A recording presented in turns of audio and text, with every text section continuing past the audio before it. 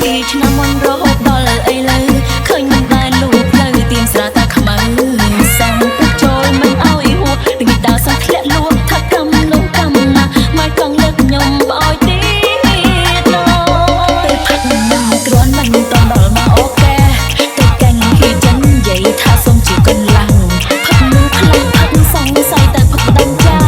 ស្រីតាក្លែងឡើងមកសងហ៊ីតែកន្លាសុំសងបានតែកន្លាឆ្លេកទៀតកន្លាដាសិនឆ្លេកកន្លាដា